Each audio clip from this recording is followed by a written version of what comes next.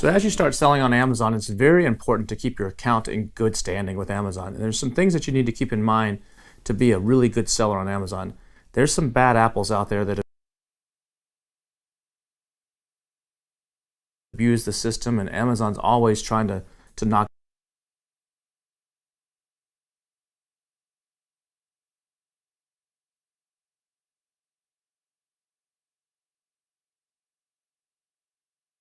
them down, and it gets frustrating sometimes as a seller who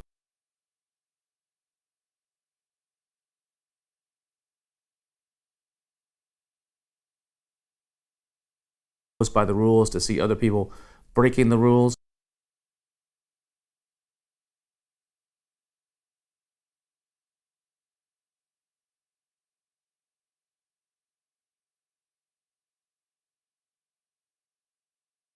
But eventually they're going to get caught. In fact, in 2021, Amazon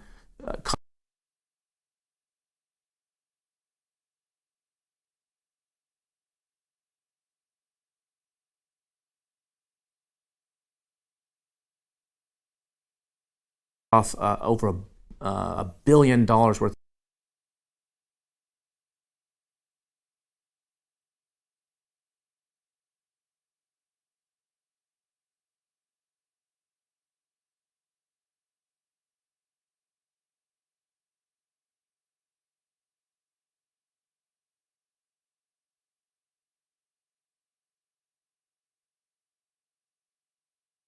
on Amazon from some companies that were manipulating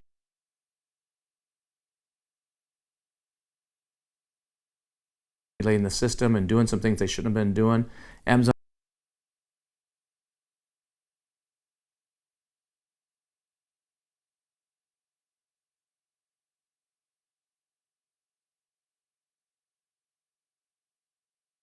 didn't care that how much money they were doing.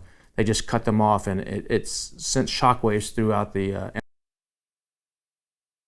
seller community. And there's a whole bunch more that are actually in the process of being shut down as well.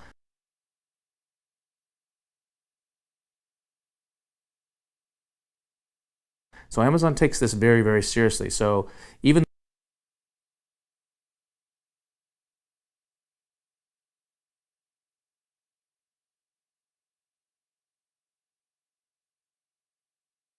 you may see other people doing things they shouldn't be, don't be one of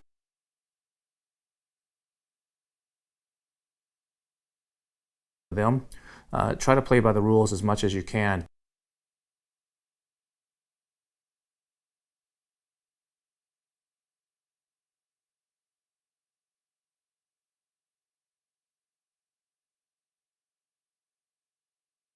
And I just want to give you a few pointers here to help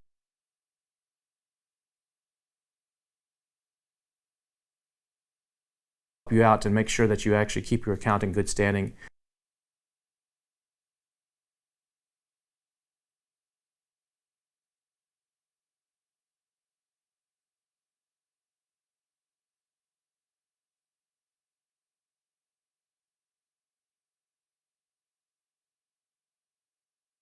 And you are a good seller.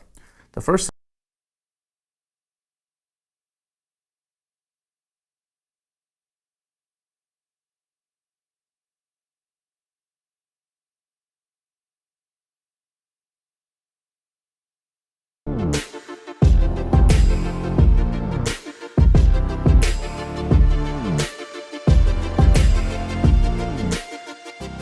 So as you start selling on Amazon, it's very important to keep your account in good standing with Amazon. And there's some things that you need to keep in mind to be a really good seller on Amazon.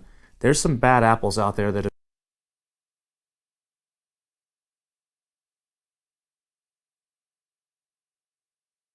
abuse the system, and Amazon's always trying to knock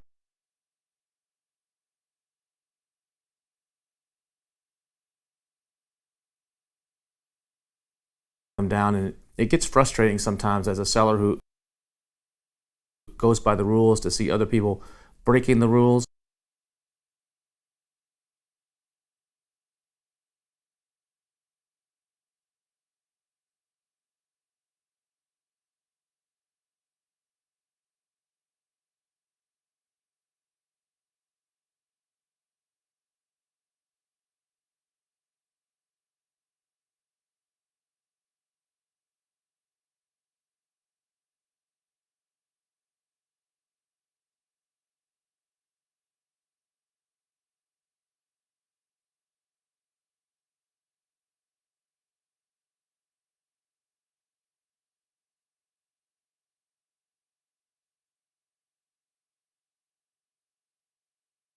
but eventually they're going to get caught. In fact, in 2021, Amazon cut off over $1 billion worth of sales on Amazon from some companies that were manipulating the system and doing some things they shouldn't have been doing. Amazon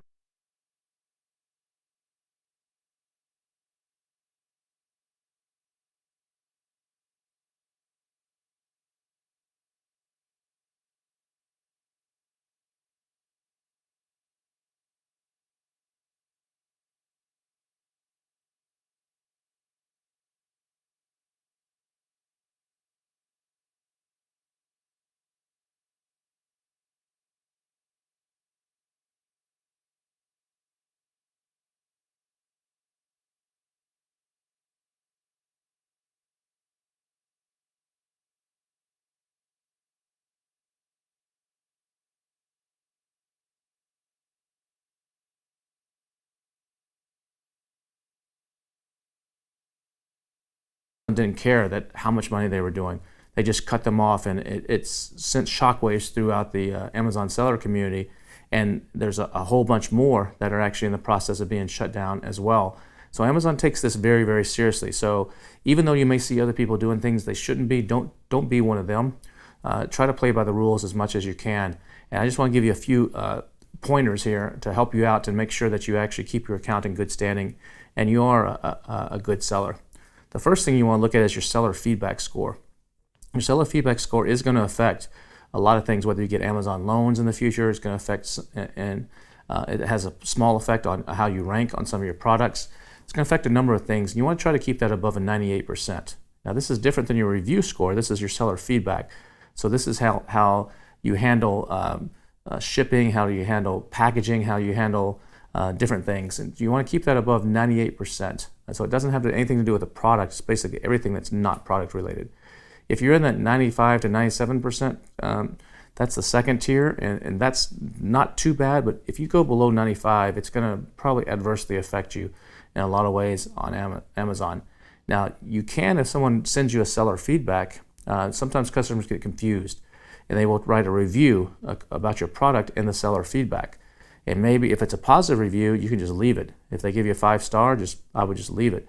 But if they give you like a 1 or 2-star review about your product, but they inadvertently put it in seller feedback, Amazon gives you an option to report this, and Amazon, the AI, will take a look at it. If it appears that it's in fact a product review, Amazon will either delete it or they'll scratch through it and saying, we take responsibility for this item, and that will help improve your score. So that's something you want to constantly monitor. Helium 10 has a tool called Alerts that will alert you by email or text every time you get a negative review, so you can jump on it right away and try to get it fixed, whether it's a seller feedback or a product review. So that's something you want to pay attention to. You also want to deal with any seller performance issues right away. Sometimes Amazon is slow to send these emails out. You'll see maybe a listing disappears and it's 24 hours before you actually get the email notifying you for what reason it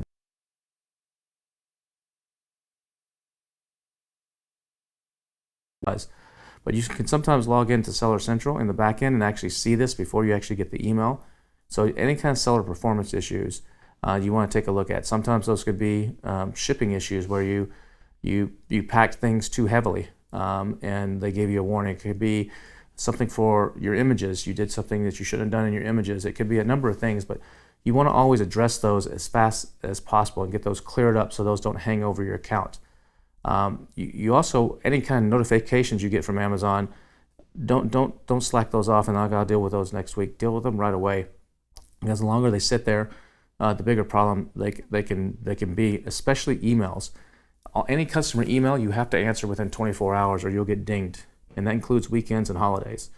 Now, if sometimes people will spam you through there, sometimes you'll get emails or people offering to sell you some software or do some service for you or something. Those you can just hit no response needed. So you don't have to physically answer every email. You can hit the no response needed and that'll take care of it. But Amazon wants you to acknowledge any customer inquiry within 24 hours. Another thing is you could want to make sure is you watch your product reviews and try to keep those as positive as you can. Now, you can't manipulate those or you can't influence those. We'll talk about that in just a second. But your reviews, if you get a bad review from a customer, it's difficult to actually contact that customer, and you're not allowed to contact them and ask them to actually change the review. But what you can do is there's a new tool on Amazon where you can actually, if you're brand registered, this is another reason you need to be brand registered, you can go into the brands tab and there's a customer reviews option there, where if you click on that, you can actually do one of two things. You can either refund the customer right away if they got if they give you a bad review, or you can hit a button to actually contact them. Now, to contact them, it's a template, so you're not able to really add too much to that template, but it can start a dialogue so that hopefully you can engage the customer and hopefully see what the problem was and hopefully fix it for them.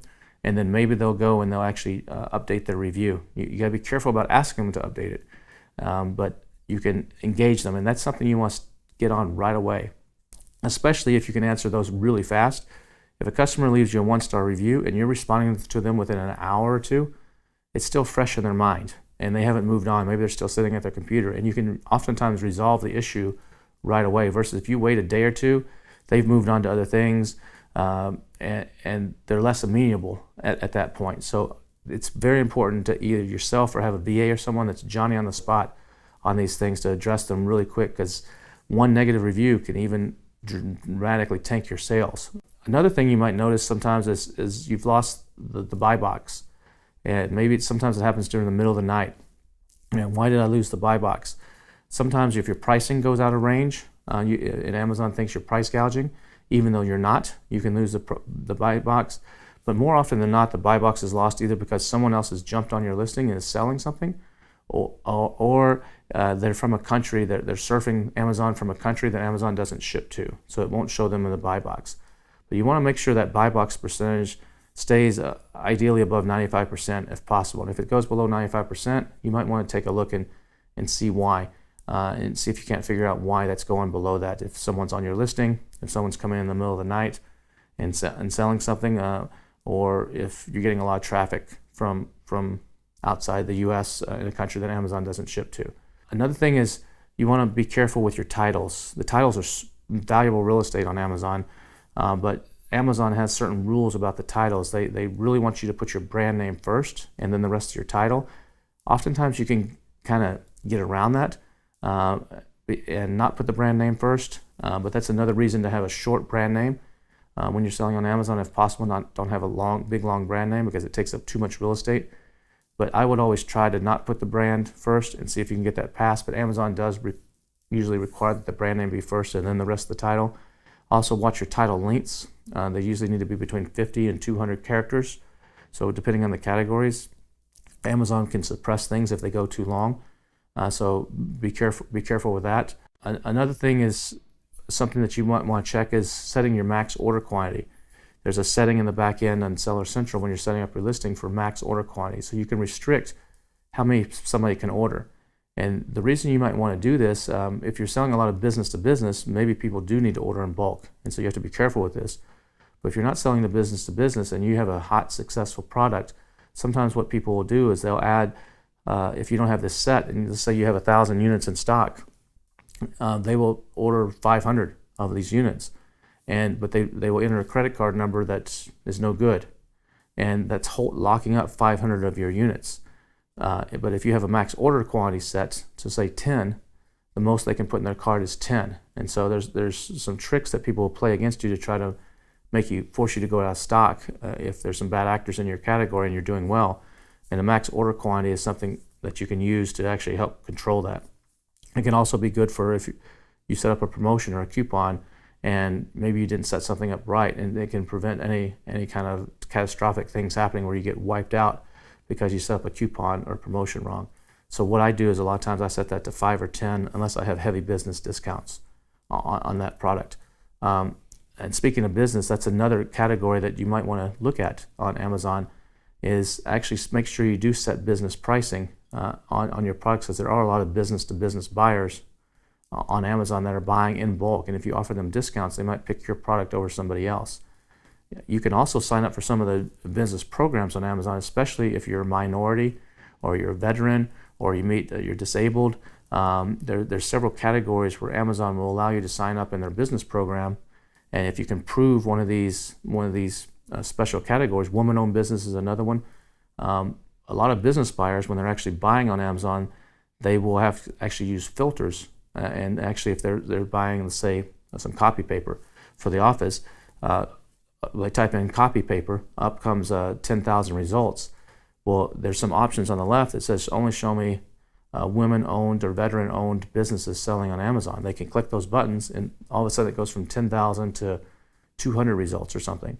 And so it can eliminate a lot of your competition really fast. So if you're eligible for one of those things, take a look at the Amazon Business program, and it'll list everything, that all the requirements for that if you're eligible, and that can be really, really good. One thing that you really don't want to do is ever mess with reviews. Amazon takes review manipulation extremely seriously.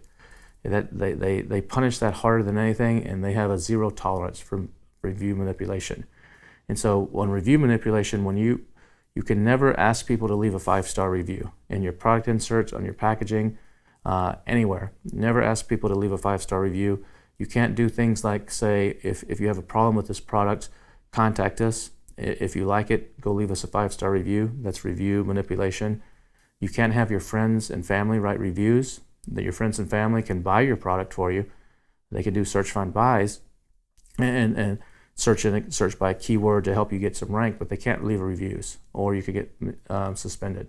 So don't have people in your office leave reviews. Don't do any kind of review manipulation. Don't try to get people to change your review if it's negative. Even though I talked about earlier, you can contact people.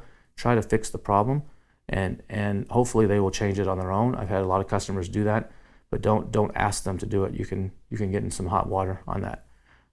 Another thing that you might want to consider is how you deal with returns. You're dealing, if you're not used to this, you're going to get a lot of people who you're going to feel just don't have a brain that are buying from you. And you're going to be looking at them, what the heck? Did they not read the listing? Did they not look at the picture? This is so easy. You just get a lot of ignorant people that buy things or will claim things. And so you have to have a little bit of a tolerance there. And you often, on Amazon, the customer is always right. Other platforms, sometimes the seller is the one that has the upper hand. But on Amazon, they'll do anything to please the customer. And you need to take that same attitude. So if a customer wants to return something, don't make them jump through hoops to return it.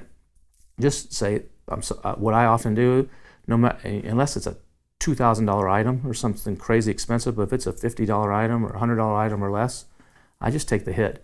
That's just, I actually add that in. You'll see that when we get to the spreadsheet later, I add about a 2 to 3% margin on every single sale I do just to absorb the cost of returns.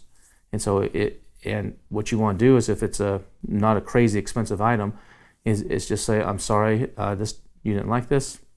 I'll be happy to issue your return. No need to return it back to Amazon. Because if it returns back to Amazon, then you got to deal with it again. So a lot of times I just email the customer and I just say, I'm sorry you didn't like it. Would you like me to send another one? If not, I'll issue a refund. No need to hassle with sending it back. And you just absorb the loss. And always word things in a very nice way to the customer and assume they're right. Never say you're an idiot. I know my product is good. It works this way. You're just stupid. Even if they are, you're just going to have to word it in a very kind and gentle way, because all it takes is one customer that you rub wrong.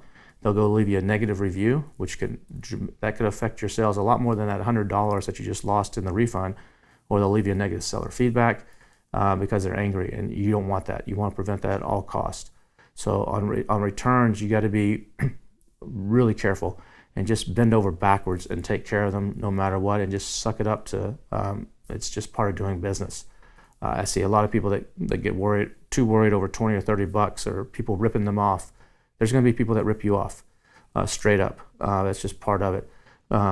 Just deal with them and then move on. Don't lose any sleep over it. That's an important thing. Another thing you want to make sure you do is, Amazon messes up sometimes. Sometimes a customer says they're going to return something and they never return it, but Amazon actually deducts the sale from your payouts. Or Amazon will damage or lose things in the warehouse when you ship them in, and they don't actually reimburse you for them. But there's a tool from Helium 10 called Refund Genie that I would recommend you periodically run.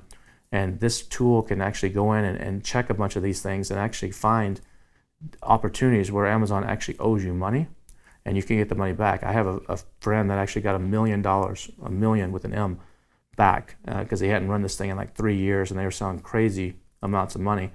And Refund Genie found actually $1 million worth of missed opportunity that it's like found money for them. So make sure you periodically do that. Amazon will sometimes actually refund you when they're supposed to, but a lot of times it just gets lost in the shuffle. They're just a huge organization and it's not a priority for them. So these tools only go back so far. So that's why you need to do it every month or every couple months at a minimum, especially once you start doing some bigger volume. Another thing that you want to take a look at is the Q&A section on your listing. The Q&A section is a great place to answer customer complaints or problems as you see them coming in, or to address issues that people will have. You can have friends or family ask the Q&A, or people in your customers, you can ask them the Q&A. Some will come in naturally, but whenever someone asks a Q&A on your listing, Amazon will often email 2 or 3 of your customers and say, hey, do you know the answer to this question? And they message you. I think it's always best to quickly answer first before the customers does, because the customer may say something different than what you would prefer to say. So make sure you monitor that Q&A section. And you can actually use services like Answer the Public, and you can find out where common things that people ask about your product. So if you're selling yoga mats, you can go to answerthepublic.com and type in yoga mats, and you can see all over the internet it gathers all these questions that people are asking. And if you post those as some of your questions and then you answer them, that can help you convert sales and can also help you index on Google and get a little bit of extra traffic as well. Another thing is you want to watch your return rates. You want to really put out the best product possible, because if your return rates go above 5%, you could have your product suspended. Now, it's a little bit different in clothing and a few other categories where they expect a higher return rate, but for most categories, it's 5%. So if you have over a 5% return rate in a 30-day period, Amazon may suspend your listing and say, hey, you need to take a look at this and fix whatever this problem is. They'll actually tell you, and when you log into Seller Central in your customer performance area, what people are complaining about, and you're gonna have to address those issues. So make sure you stay on top of that as well. And then also be careful if you're selling on other platforms. If you're selling on Walmart.com or Shopify or somewhere else, Amazon will go out and spider with software tools, all these other platforms, and see what you're selling for on those platforms. And if you're selling for less on those platforms, they can actually suppress your listing on Amazon. So be careful. Make sure your pricing is fairly consistent across all platforms, or at least Amazon is equal to or the cheapest. Otherwise, you could have problems with your listing being suspended. So those are just a few tips to make sure you stay in line as a good seller. And hopefully these have helped you out, and we'll see you again soon.